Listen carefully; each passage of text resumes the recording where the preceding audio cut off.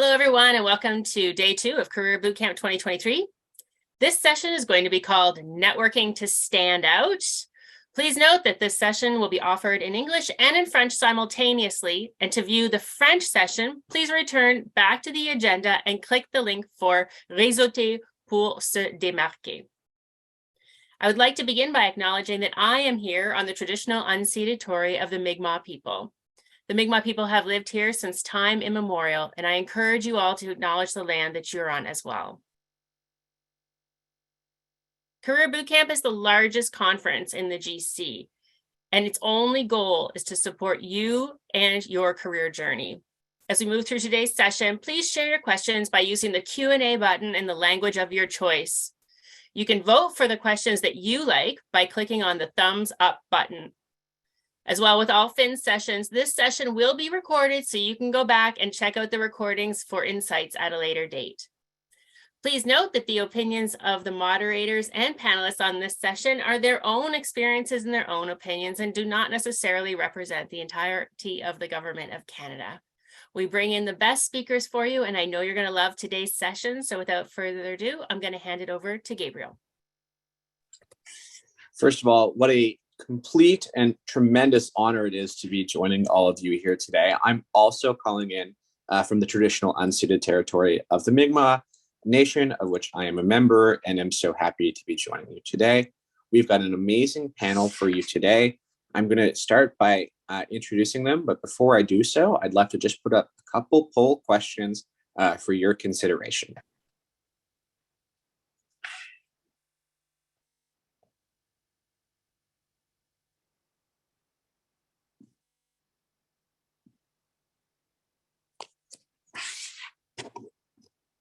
So while you all consider the polling question, I thought it might be good to introduce myself. So my name is Gabrielle. I'm a brand new public servant. I've been here since October. I am at Natural Resources Canada's Deputy Minister's Office and joined that program through PARDIP, which is a recruitment program for new grads with an Indigenous and a graduate program stream for students that have master's or PhDs. I joined through the Indigenous stream, which I'm very grateful for to be in the first cohort. I come from Nova Scotia originally. I speak English and French. I have a Mi'kmaq background and am involved extensively in the GCWCC, which is something I would encourage you all to follow and get involved with after the session. So what are today's learning objectives? 3 things primarily. So the first learning objective is to appreciate the opportunities that remote work has given us. I know that I've met a lot of people from across the country that I otherwise would not have been able to in an in-person environment. And I know that connecting with all of you today, which is very exciting, could not necessarily have happened on this scale previously to the pandemic. Second, we're identifying and seizing opportunities to connect with like-minded individuals. So we're going to be talking about different ways to connect with people across the Government of Canada, all different sorts of platforms that you can do that on, and also thinking about how to network the old-fashioned way. Whether you're in the regions or the National Capital Region, there's all sorts of opportunities to get to know other people across the government, in your own departments or agencies. And we're going to talk a little bit about how to identify the best people to talk to, some tips and tricks for networking, how you can use that to launch your career and accelerate it. So I'm very excited to introduce my panelists. The poll results have just shown up for me, and we'll discuss those at a later date. So starting with my first panelist, Na Liu. Na is an incredible individual who is coming to us from the Food Inspection Agency. Her bio is listed here. I'm very excited to hear Na's wisdom today about learning and networking. Na has definitely a strong expertise on the virtual networking environment and has a lot of thoughts and insights to share with us today. Next slide. Great. Sana Obu-Shaban is a licensed professional engineer and certified professional Scrum Master. For those who aren't necessarily aware of that, that's a project management and leadership certification. Sana works for the Government of Canada as a manager of environmental policy and planning. Sana has also been involved in many engineering and IT not-for-profit organizations, locally, internationally, and has also been recognized for her initiatives and passion for making a difference.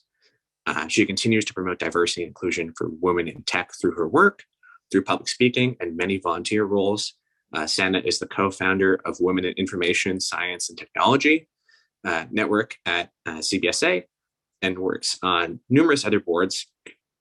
Also the winner of several awards for diversity and inclusion, as well as her numerous good work across the innovation industry. And our final panelist today is, next slide, please. Yes, thank you, Rubina Boucher. Rubina, his family came to Canada in 1906 and joined the Sikh community in Vancouver. She has a Master of Arts in Community Studies, certificate in Disability Management, and is currently completing social work degree at Dalhousie University. So she's currently working with Service Canada in Chatham, Ontario as a SCBO, and has a number of other roles. Rubina's is the founder and co-developer of the Racialized Women Belonging Network, which is an interdepartmental safe space groups on GC Connects, which we'll be sharing the link through during the session. RWB was formed in response to the call to action on anti-racism, equity, and inclusion in the federal public service. RWB provides racialized, Black, and Indigenous women, genderqueer, and/or two-spirit people in the federal public service the opportunity to empower and collectively heal on both professional and personal levels. By providing space for meaningful engagement and growth, RWB works to decolonizing our workplace in a positive way, belonging together. So thank you so much, and I'm so excited for us to continue on. And I think the first question that we'll kick us off with is which GCers, as in people who work for the Government of Canada, do you follow and why? I'll let my panelists chime in as they like. I can start if you'd like. First of all, what an absolute honor to be here today. And thank you for the wonderful introduction, Gabrielle. It was amazing. And hello, everyone. Good afternoon. I'm pleased to meet you all virtually. As mentioned, my name is Sana, and I'm very happy to be here to talk about what I'm really passionate about, which is networking and ways to stand out. So to answer your question, Gabrielle, I follow leaders that are successful within both the public and the private sectors. And by leaders, it doesn't have to be an executive. It could be any change maker at all levels. So emphasizing on that, I wouldn't name those who I follow, but I can say I follow professionals that are aligned with my career path and have the same interest, that post interesting topics that I can learn a lot from, that I have built meaningful connections with. So I follow those who can motivate me, and that can inspire me to reach my goals, to reach my career and personal goals. I follow those I can learn from, that I can look up to as role models, that I would like to have as a connection for mentorship opportunities, or those who post about job opportunities that I'm really interested in. So I wouldn't really specify who I follow, but those are kind of very generally who I'd normally follow on social media. Now, Rubina, do you have anything you'd like to add? Yeah, of course. So my approach to social networking and networking just in general is centered around my core beliefs and values and needs as a racialized woman, actually a racialized woman with a hearing exceptionality. So I follow individuals and groups and networks who challenge my understanding of the world, those who make me think about my own assumptions and biases. I connect with equity deserving allies and accomplices. I engage with communities where I feel like I belong. Overall, my networking style is a long-term intentional investment, one which helps me foster those meaningful connections and relationships that Sana was talking about. I also want to stress the importance of that intentionality piece. When we discuss networking, social media has become more pervasive, and the way we engage online may influence how we behave in general. So those we follow and connect with also tell the world who we are, right? And as do those who we don't follow. So there are a lot of different things that go into who and what we follow. Wonderful. Thank you. Hello.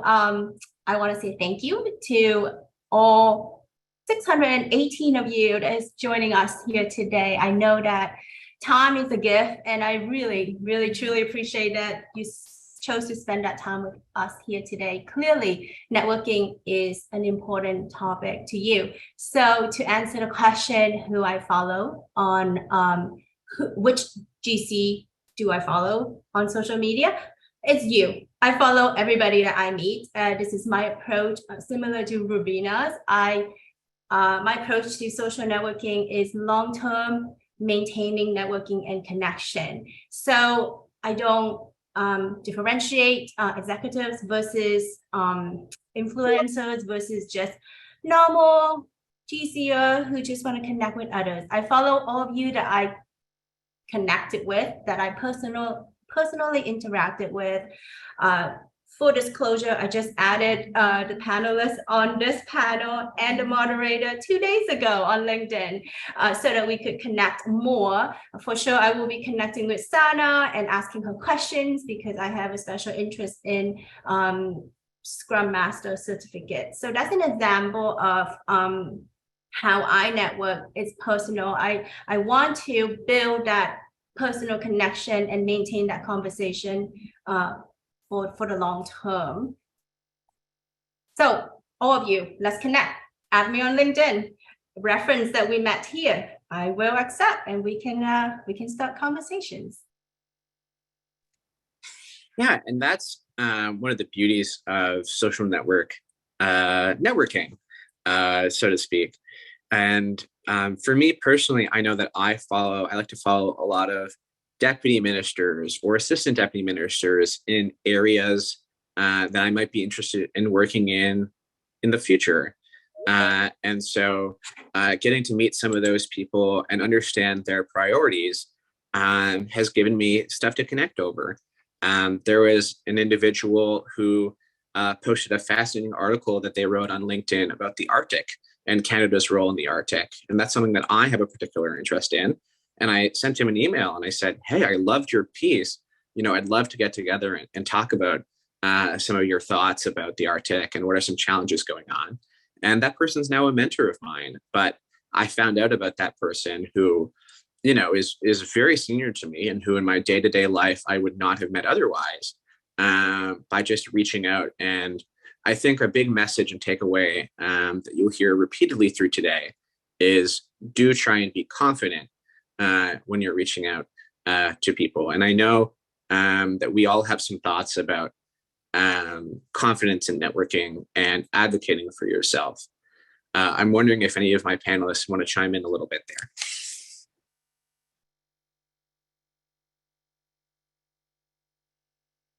Sure, I'll go. Thanks, Gab, for the follow-up question. Very insightful. I think I'm very guilty of being not confident, not only because as Asian culture and not growing up in Canada, our culture is like we're timid and we like to talk less and we like to listen more. So talking a lot is not my forte for sure. So I do think that networking, meeting other people, communicating and observing how people communicate as well as where they come from definitely help you build confidence. And there's a saying that say, you can't be what you can't see. And if where I am sitting in my corner, I only see my small network that I interact with every day. But the virtual network, the online platform has opened up that communication where I could reach Gab in Ontario. I don't know, sorry, Gab, I didn't check where you're from. Rubina, which I think is in the East Coast, right? And Sana and everybody across the country. So I get to see a wider perspective, to see a wider background. And it definitely is add to my knowledge as well as how I can improve to be a more confident person in this situation, to be able to speak more in public. Thanks. I just want to add that definitely taking that first step to step outside of your comfort zone and do something you're not used to is the hardest. I still struggle with that, even though I do quite a lot of public speaking, but I feel like that first step to approach somebody and just introduce yourself, shake your hands or don't shake your hands or just say hello, give that sales pitch about yourself is always the hardest, but it's just a practice and practice makes perfect. So just to add more to what Na was saying. Thanks for that. I also think one of the important pieces about self-advocacy is really taking a growth mindset, right? As racialized women, as especially other equity-seeking groups, we're often trained to think that everything is finite, right? And if we do something and we fail, then that's the end of the road. With networking, it's about taking those healthy risks, right? Having that growth mindset, being less worried about failing and more worried about learning from what we do in our connections. So say if I reach out to someone and I don't receive any feedback back, well, then I know that's not a connection I need, right? And I move on and I learn from that. And I find those avenues where I do make those connections. So yeah, healthy risk taking, I think is very important when we're talking about advocacy and self-advocacy and networking. I think it's, just to put a cap on this, we're all a part of the government of Canada, and most public servants join because they want to help others and help Canadians. And I think the same mindset most people have about their fellow civil servants. If you have a goal, say you want to get that next promotion, you want to meet some new people in a different sector, you want to just find a team that works well for you, almost everyone across this entire organization is going to be so happy to be able to help you. And, they might have benefited from mentors or connections along the way to help them get to where they are. And people tend to be easy or, tend to really want to pay that forward. And so that's fantastic. We're getting a lot of really great questions from the chat, and I'm going to take one after our next question. So just thought I'd raise that. But I'm curious if maybe age plays a big factor in social media engagement. And so when we're talking about networking, a lot of this happens through social networks. And, I think there's a big conception that you have to be young and savvy in order to use social media, especially within the Government of Canada context, to join these Facebook events or Facebook panels that are, posting jobs informally or this sort of thing. Do you guys think that age plays a role? To what extent? And what are your advice for some of our younger and older learners about navigating that? I can start this one. So absolutely, I think age is a factor in social media engagement and engagement with overall in society, right? It is a part of our identity, just like gender identity, race, ethnicity, class, language, religion, abilities, sexuality, mental health, education, body size. All of these identifiers interact with oppressive systems, which in turn shape how we behave, more commonly known as intersectionality. We all navigate the world based on our social or cultural identities, and that affects how we understand ourselves and each other. The barriers and opportunities we have and are presented with, our ability to respond to those barriers, and the way that people respond to us. So one of the things, especially in social media network, is we see that racialized people often experience barriers when accessing and engaging in networking and social media. Racialized Black and Indigenous people have a harder time building connections because of power divides intersecting with their identities. This may lead to feelings of othering, not belonging, which ultimately decrease their social networking abilities. So To be honest, I'm constantly asked about my age, and no matter if I'm anticipating it or not, I struggle with my response. And very rarely will I actually give out a number, because it's one of those things about my identity that I don't know if someone wants to know my age because they feel I'm too young and don't have enough lived experience, or perhaps I'm too old and not cool enough for social media. So I definitely do think age and race and other social identifiers impact how we interact with social media.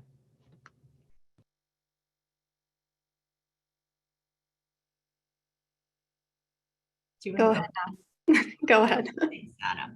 Okay. Well, Rubina, I'm blown away on like how that could possibly be the case, that people asking your age, do they not know the basic social context of never asking a woman their age, anybody their age, especially a woman? I'm so blown away by it. And I'm sorry for these uncomfortable interaction that you have had.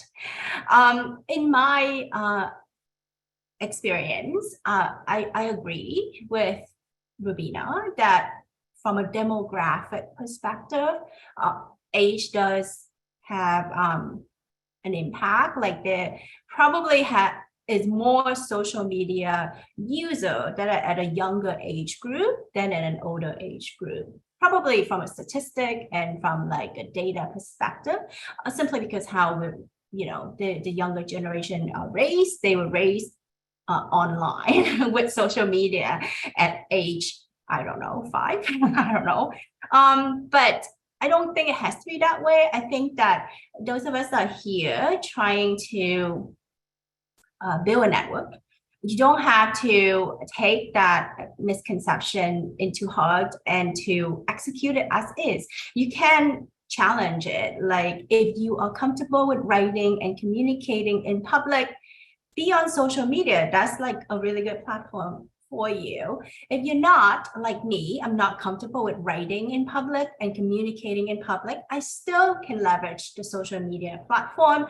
Like I said previously, add people on LinkedIn and Twitter. I DM them if they accept my invitation, which I have pretty high rate of acceptance because I usually only add the people that I've interacted with and reference the place or the event that we were at together. So most people are very open to having conversation. And then you can have private conversation from there, just people to people. So you can leverage social media in your own ways. You don't have to, there's no one way to do it. There's a mainstream way of blog posts and posting your thoughts and sharing your tweets, but that's not the only way. Thanks. Well, I think my fellow panelists said it all, to be honest. But to just add very quickly, Gabrielle, the short answer would be it shouldn't play a factor in that age shouldn't play a factor in social media engagement. If I can say, the older generation per se learn a lot from the younger crowd, and the younger crowd learn a lot from the older generations. They get sage advice, and when we call it reverse mentorship, when we kind of get the older crowd to learn a lot from the younger, and older generations can learn a lot from the younger about the new technology, and the younger could learn a lot about someone who's actually been in the position that they want to be in, where they get to, have a conversation, get advice, know the path that was taken, and so on and so forth. So when networking, I always keep in mind, kind of don't look past the age.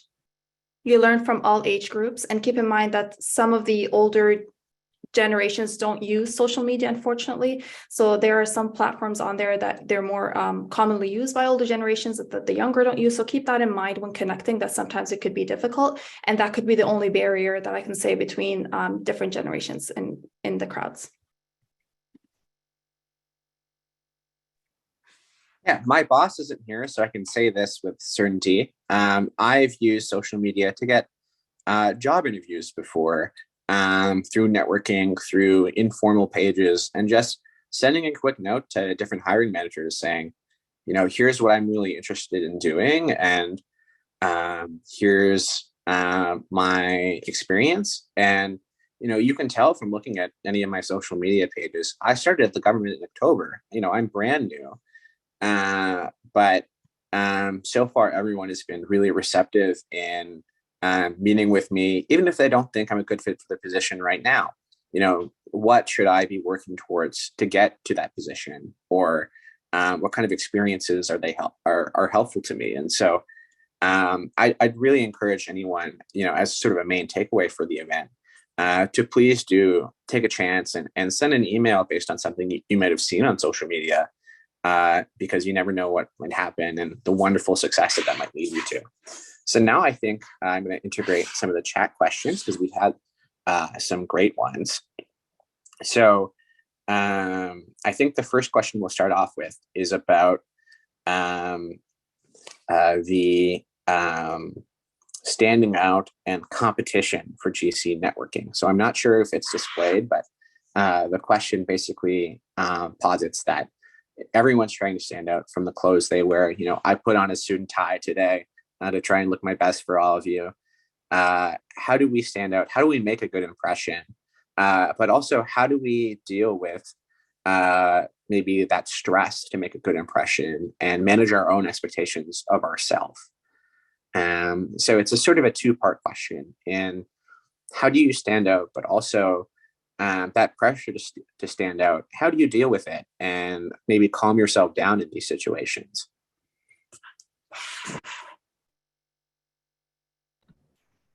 I can take this one, or start it off at least. One of the biggest things that I've learned as I get older is to really shift the focus away from those transactional conversations and build those transformational relations, right? And those connections. So doing this, you're less focused on what someone can do for you, and more focused on either amplifying other people's voices, amplifying causes, connecting on different levels with people. And I think that is the new direction of career networking. It's not so much that traditional, let's go seek out the manager and director and make sure we connect with them. It's more so, let's find groups who are interested in what I'm interested in. And for example, the Racialized Women Belonging Network, we are across Canada. We have close to 600 racialized women, from directors, CR3s. We're a range of people with different power and privilege and spaces we're from multiple different departments, right? So one connection in that group may lead to several connections, or may lead to you to reaching the right person, right? So standing out in that way, I think, is important. Yeah, for sure. And I would add probably doing the little things like following up after a meet with somebody to stand out, having that direct eye contact, having meaningful human-like conversations, like not asking really about their work and what they do, but asking about their personal lives. See how you both can connect on a personal level. That goes a long way. And I think that's sometimes overlooked, especially when we're so nervous and we're trying to network. So definitely those are the key points that I've followed, that I've noticed within myself, that have kind of helped me build really strong connections and does make me personally stand out. Wow, Rubina and Sana said it all. So all I got for you is just be you, be human. I know you probably hear to be you all the time, and it's probably just, okay, thanks for the advice. But really, you're just connecting with another person. Like if you were in person with them, you see them at Starbucks or the grocery store, would you act differently? If you didn't know they were like director of something, or ADM of something, they're just another person, and they won't be able to give you a job right away, right off the cuff, right? Like there's going to be processes. So you don't have to worry about that part. Just connect with people as people. And if the right match comes along, you both will be happy to be together. They need an employee and you needed a job that motivates you, and it's a perfect marriage. And if it doesn't match, then you can't force it anyway. So just connect with people like people. I think for me, the only thing I have to add is share a vision of yourself. What do you want? Hi, I'm Gab.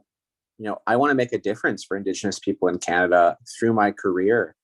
And people will sort of remember that. And whenever an opportunity comes along where they might think, oh, this is a great opportunity to make a difference, they might remember you and reach out and say, did you know about this? And trying to come up with, I think a lot of people call it like the little elevator pitch, a sentence or two. If you have someone, you're meeting someone in the elevator and you don't have long to explain to them who you are, just say who you are, what you do, and where you want to go. And, building on my panelist comments, thank you notes, so important. I think that it's something that is really overlooked, but just sending someone, thank you, I appreciated learning from you today, can go so far and make someone feel so appreciated and remembered. I mentioned to a mentor that I had an opportunity coming up that I was speaking at this. And, they emailed me this morning to say good luck. And that made my whole day, that they, would remember and keep me in mind. And so I guess if I could give any advice here, it's be kind. So I'm going to take another question from the chat because we have some really, really strong ones. And I thank you all for your engagement. So the question from the chat is, how do we suggest that they approach networking when we want to establish longer term mentoring relationships versus a one-time chat? So starting off from my perspective, something that I love doing is setting expectations. So when I want someone to meet with me more than once or twice, maybe before the meeting, I'll ask them, would you be comfortable meeting with me once every few months or once every 2 weeks, whatever I sort of think that I might benefit most from with that person. And then you can sort of negotiate how much time they have. And, also if you meet someone once and it goes really well, then, it's totally acceptable and normal to say, wow, I enjoyed speaking with you so much today. Could we talk again in a couple weeks? Or, I want to learn more about this. Could we follow up sometime? So that's my 2 cents, but happy to pass it on to the expert panel. I would just add, sorry, go ahead, Nan. Sana, it's your turn this time because you let me go last time. Go ahead. Thank you. I would just say, don't be afraid to ask. The worst thing they can say is no. I've asked people to mentor me from different educational backgrounds, from different work experience backgrounds, from different age groups. And a mentor is somebody who can teach you something that you probably want to know more about. Just don't be afraid to ask. Not a lot of people will say no to mentoring. People want to give back to the community. People want to help. If they see you're asking for help, they would definitely try to lend a hand and help in any way and providing advice. So as simple as asking a person, I've learned a lot from you today. I found that, the topics that we talked about were really interesting and aligned with what I want to do in the future. Would you be available to connect sometime again? Let's go for coffee. Let's connect online through Zoom. Now everything is so easy because everything's online, right? So things have been made so convenient for us now with the virtual world that it's kind of very hard for people to say no. So it doesn't hurt to just ask the question. Beautiful. And I totally agree with Sana. People don't say no. Like, I've never had a no, and I don't have any well-crafted message, just simple ask of like, would you be okay with us having a few meetings, or I will schedule follow-up meetings. That's it. When you think of mentorship, I don't know if the participant who asked this question has a very specific definition of it, but mentorship is really, to me, just boils down to asking someone questions, someone who has answers or experience.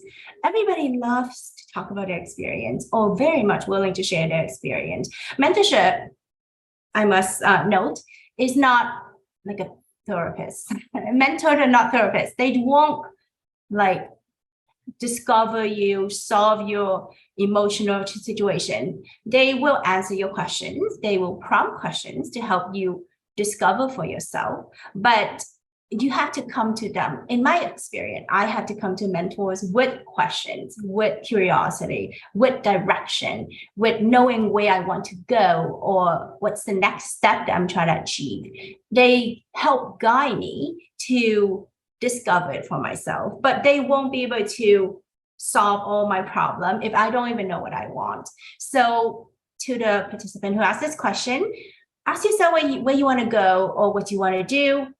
Find a person or a few people in that area of expertise. They will love to talk to you. They will, and if you come to your mentorship meetings, prepare with questions, and you don't spend too much time on complaining or whatever, then people are very appreciative of giving back and helping you answer your question and get to where you want to be. So just ask, really. And if they say no, it's simply because they don't have time, not because it's you and not because it's them. Some people have situations, they just cannot afford to take on another meetings every few months, or we don't know what people's situation are. So that has nothing to do with you or them. Just move on to the next one. Well said, everyone. I think we nailed it, right? Or we really agree that if we don't ask, we won't receive. That's just how life works. I think that this also comes down to, with mentoring, it's not so much finding that one individual person. There's so many different levels of mentoring. There's peer mentorship, there's sponsorship. And the key with any of those conversations is getting to know the person, right? So yes, we can have our formulated questions, which absolutely we should, but do your research. Do your research on the person, on the organization. Again, bring in your goals, your expectations. But before you even get to that, connect on a person-to-person level. Simple, how are you? How is your day? These things go a long way in mentorship and even just connections in general in our spaces. And it's something that we sometimes forget to do. But again, just checking up on people really can be an organic way of just starting a conversation and starting that organic mentoring. So I want to combine two questions about offline mentoring and networking, because I think that they're very similar. So the first question is, how do I learn about in-person events in my region? And the second is how to network without social media. And starting on just the second quickly, for me, like ways that I network without social media, email, unless you want to count that as social media. You know, most government employees, I think probably all of them, have an email, and they all have to check it. And so if you want to get to know someone, you know, Government of Canada email addresses are all standard format. You know, there's no guessing as to what someone's email is. You know, I could reach out to the clerk right now, not that I'm going to, and send her an email and ask, you know, could you find 20 minutes to meet with me sometime? And you know, if there's someone you want to know, shoot them a message on Teams if that's what your team uses, or Slack, or simply introduce yourself by email. And you know, people are always happy to meet others. Humans are social creatures. But what are some other ways to network sort of without the use of social media, and also in person? Where do we find events? What are some good events? I'd love to hear your thoughts.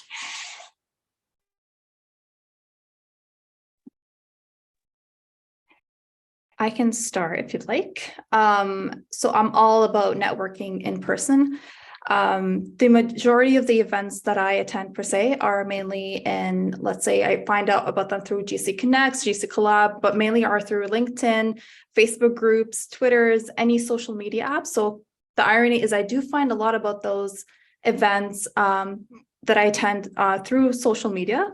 But most importantly, just want to emphasize that in person is kind of, it could be networking in a way that you can network with anybody, from being at your neighbor's barbecue and networking and building connections to really being at a all big networking event. So the ways that you can find out is use social media tools, use the government website. Sometimes they do post a lot of events that happen.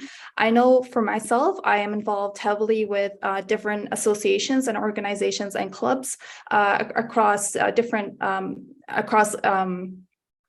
kind of streams. So I'm involved with a lot of engineering and STEM related associations and organizations. So getting involved with those, I kind of learn about different networking opportunities and events that happen. So I attend a lot of those. I attend conferences as well and career fairs where I meet a lot of people. I network with a lot of professionals. I connect and reach out to relevant professionals on LinkedIn, and I ask to meet them in person. So that's another way that I can meet people in person. Even when connecting with recruiters, I kind of emphasize on, hey, I'm open to meeting, specific executives within this field, within this kind of position. Let me know if you know of anyone. I'd love to reach out and meet with them in person. You get to know meeting with your colleagues is a way to connect in person. So finding the short answer would be, attend conferences, look for online networking events that are happening in person, attend career fairs. The Federal Youth Network here does a lot of in-person events, or I know that was pre-pandemic, and I'm sure there was one recently. So keep an eye out for those events and attend them. And at any event, you meet people that, they know something that you don't know, and any connection you can have is a bonus connection, and definitely can go a long way. Well said, Sana. I think I agree. If you're trying to network online, you really have, or sorry, offline, you really have to leverage your community. So you have to look at what's going on in your community. Maybe not-for-profits interest you. Look at those events that are happening, and oftentimes you're going to meet like-minded people in those spaces that also work for the government or that have connections in government spaces. And so really leveraging the community on multiple levels is very helpful, for sure. Thank you.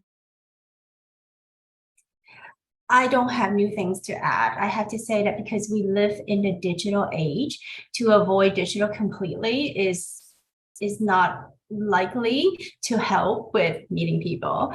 So we have to some extent, leverage these online methods or tools in order to even meet in person. So I have a story to share. As I already said, that I don't really post much, or I'm not active on social media, but I do prefer to meet people in person. I do feel like you build deeper, more meaningful connection when you are connecting with someone real in real life, at least even just once. It doesn't have to be all the time, but that special connection you just can't replace with online. So when I was in Ottawa a couple of months ago for a project, I sent out a tweet on Twitter under GC community, which is a gated community that you can all add or ask to join. The admin will allow you in if you are a GC employee. So I simply sent out a tweet saying, I'm in Ottawa from this date to this date. I'd love to meet anyone who is available for coffee. That is an in-person meeting set up by an online tool. And of course, you got to do it in a smart way. Don't say, I live at, I stay at this hotel at this address, just in case, if there was trolls. And also, don't post that on all of Twitter. Just post it on the community that is safe, like the one that I just mentioned. And I could give the link to the admin to put in the chat about the GC community that you could add yourself or join. Can I add one last thing? Sorry, super quick about in-person networking, if it's possible. Knowing how to network in person effectively can be one of the greatest tools you can have for developing your career. And in a world where everything is just done online, you will stand out if you make it a priority to attending networking events in person. Being able to look at someone in the eyes and connect and have that human connection with shaking hands and talking more about yourself and so on and so forth. That's very hard to kind of replicate online. So I just want to say that it is a great a tool to have and a great tool to develop for your career as well. One thing I would recommend is talking to team members and your manager about things that they've done. Prior to the pandemic, going to conferences, going to industry events, going to all sorts of different Government of Canada mixers and these sorts. It was pretty weird. And those are starting to come back.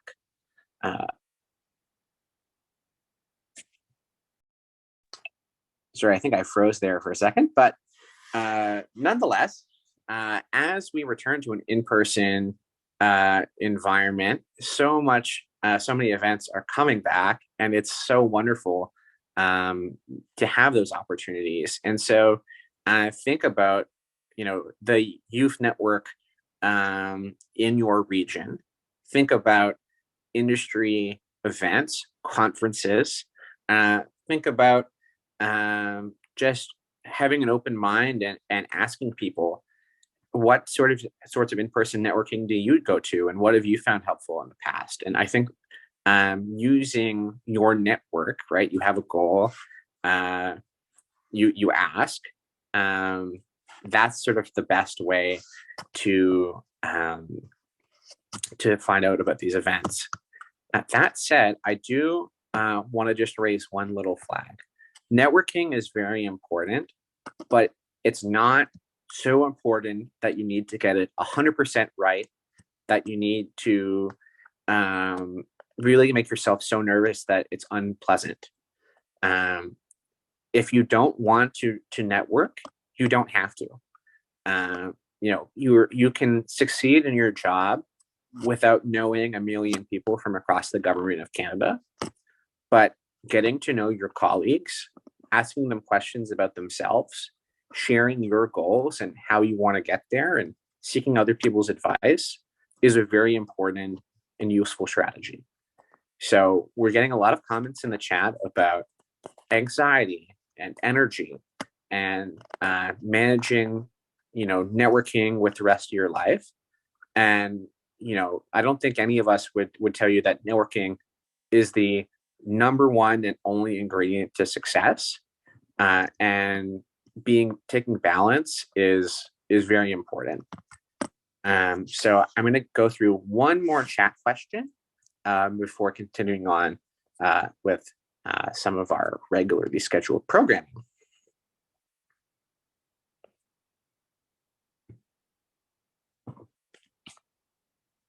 I'd love to get my panelists' thoughts on energy and networking, and how you sort of muster the desire with all the different responsibilities that you have in your day-to-day life. You're not most often getting paid to network. So how do you find the time, energy, and space to do that? I shall take it first. I'm very busy, and so I get it. Like, it is something that you have to prioritize. So you have to prioritize. I know, like networking. I know that one of my way of networking is join community and volunteer, and that takes time. And there has been time when I'm like, can I handle it? Maybe I need to drop one or two, and maybe you need to drop it if you need to, but set a goal for yourself. Can you afford 1 hour a week?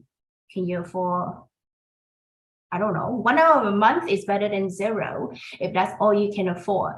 And then when you decide that that's all that you can do, then set the activity for yourself. If it's 1 hour a month, maybe schedule 2 virtual coffee chat. That's 2.5 hours. If it's 1 hour a week, maybe volunteer at a group. I'm part of the One Team Golf virtual team. We're always looking for new collaborators. I'm also part of Leaders GC community. We're very active on Twitter, and we're always looking for collaborators. So if you can dedicate that time, join us, and that will really increase your exposure to other GC and other community, because these are communities that are established and already have a followings and already have a program, and you also gain experience connecting with others as well as doing the work of engagement. But yeah, you just have to prioritize and decide if that is something you could dedicate time to.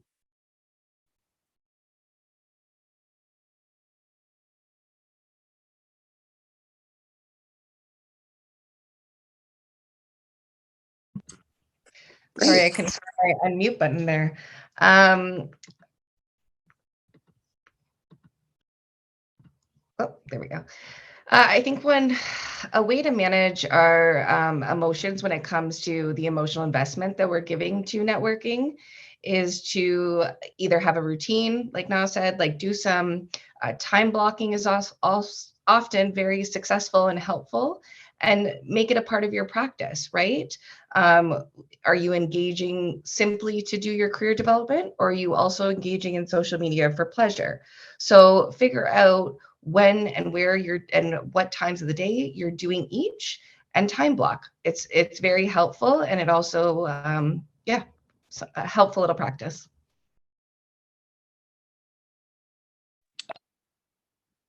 So one question that I thought it would be nice to ask, if we could just go over maybe a range of the different tools that people use to network within the government. What is GC Collab? What is GC Connects? What's on LinkedIn, Twitter, and Facebook? I'd love to hear all of your insights. What do you personally use?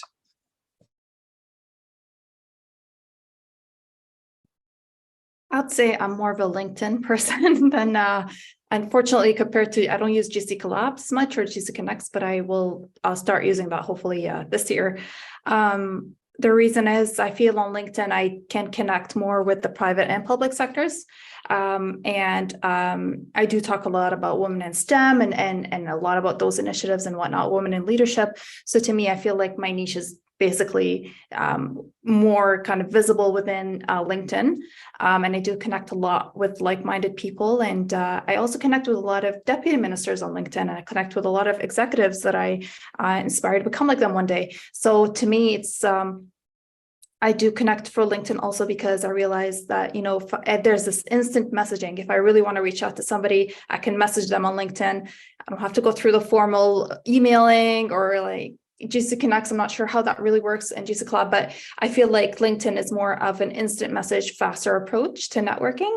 And usually they have a picture on there. You get to see their resume. You get to see everything, all their posts, how they've been involved, and kind of compare my goals to where they currently are and things of that sort. So that's the platform I'm more familiar with.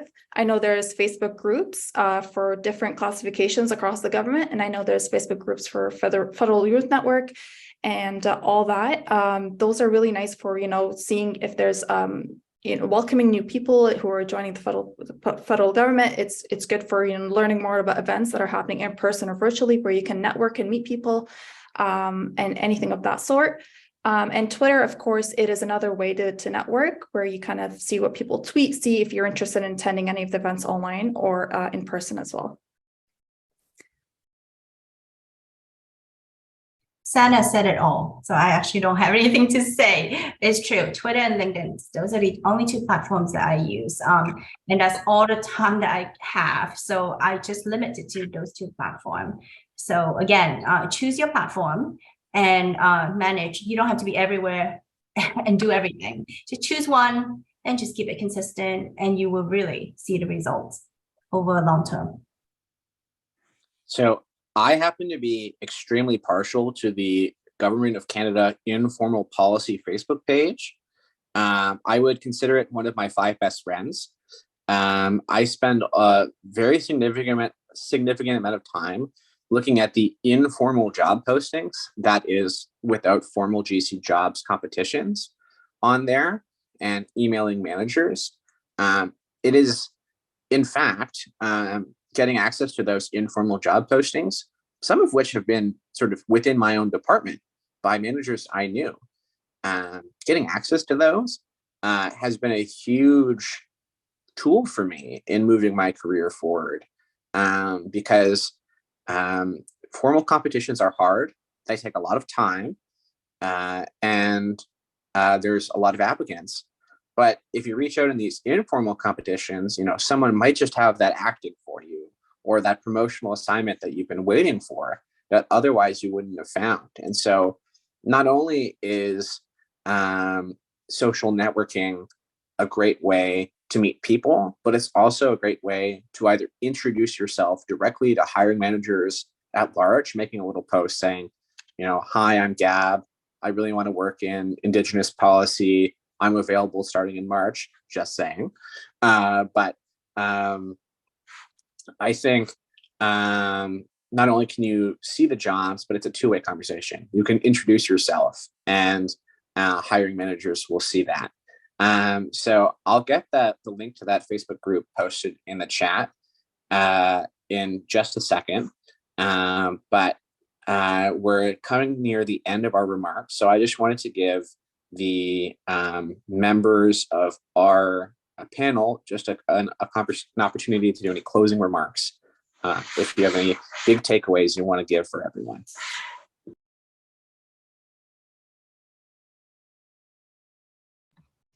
I just wanted to say thank you to all those that have come out today.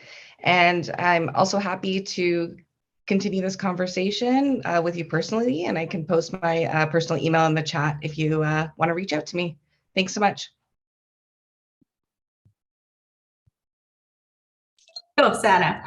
No, it's okay. Go ahead. No, All it's your right. turn. All right.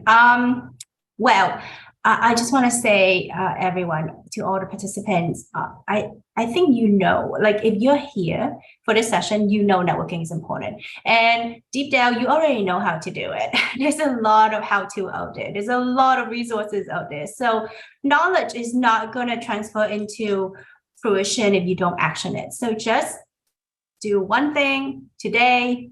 Talk to somebody, connect with somebody, establish that conversation, do it consistently, set your goal. You will come to the success that you want, but you just have to go out and do it. There's so much resources, but you just need to take action. So just take that one step, connect with somebody. And I want to say thank you to all your attention and joining us here today. Thank you to Finn for this amazing opportunity to share my passionate topic, which is networking.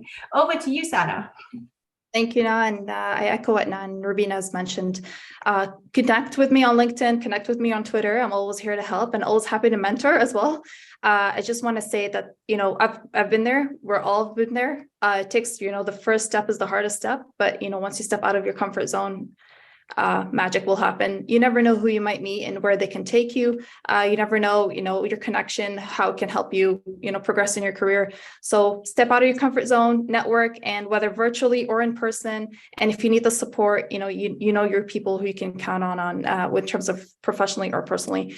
And that's it. Thank you to Federal Youth Network. And that's it for me. Thank you.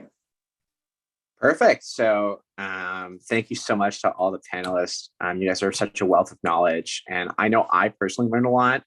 And anytime that I have a question about networking, I think I'm going to refer to this recording, which I would encourage everyone to do. So if you want to know more, check out the CBC 2023 wiki page as well. We have one final polling question before you hop off. The results of which will not be shared. So that'll be coming up in just a session. Jen, do you want to take over for me? Yeah, thanks so much, Gabriel. That was a really engaging conversation. Thanks for all the questions that came in. There were lots of them. My team and I were working in the background to do our best to answer as many as possible. You will have access to the recording and all associated resources we will link in our resource page on the wiki.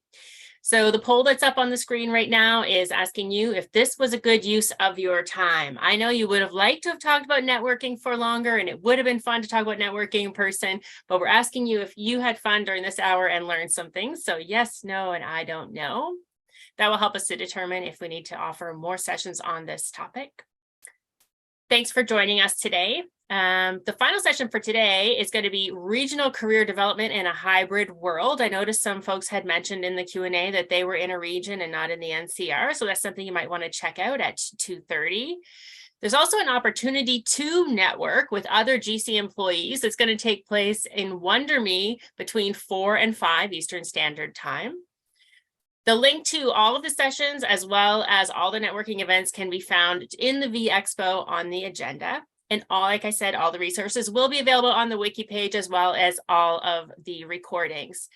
Just to let you know, there are lots of virtual networking sessions, one after every single day of Career Bootcamp. Like we mentioned in the chat, in case you missed it, there is some speed mentoring events coming up, both virtually and in person. We have some in-person learning days coming up for the Federal Youth Network, so please be sure to follow us on social media or however you like to consume your GC information, and we will help you find those opportunities to network. Thanks so much to our panelists and our moderator and to the team behind the scenes. Have a great day and enjoy the rest of Career Bootcamp.